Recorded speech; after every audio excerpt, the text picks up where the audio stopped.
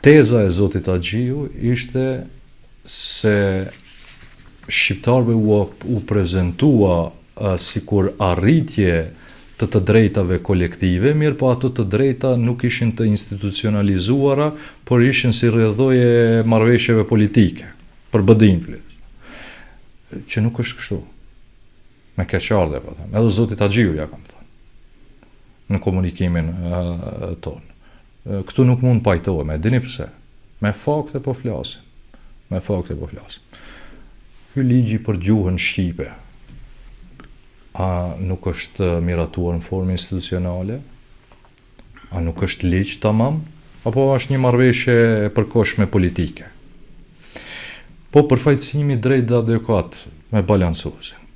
A ishte ligj në formë institucionale apo një marrëveshje e përkohshme politike, se derisa të jetë BDI 30% shqiptar. Kur mos të jetë BDI, bëni çfarë doni. Jo, me ligj ka qenë.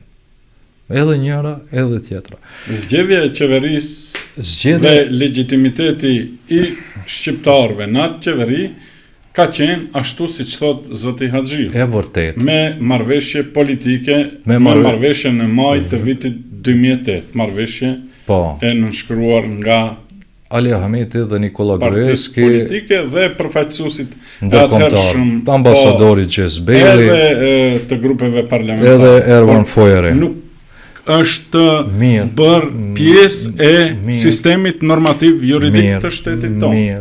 Mirë. Vetëm kjo çështje nuk është bërë, apo? Zgjedhja e qeverisë me badanter dhe gjykata kushtetuese me badanter, madje këtë gjykatën kushtetuese me badanter, ma thoni një parti politike shqiptare që e ka pas ndonjëherë në program zgjedhor. A e dini pse? Se derisa ka qenë BDI, gjykata kushtetuese s'ka mund të vendosë kështu.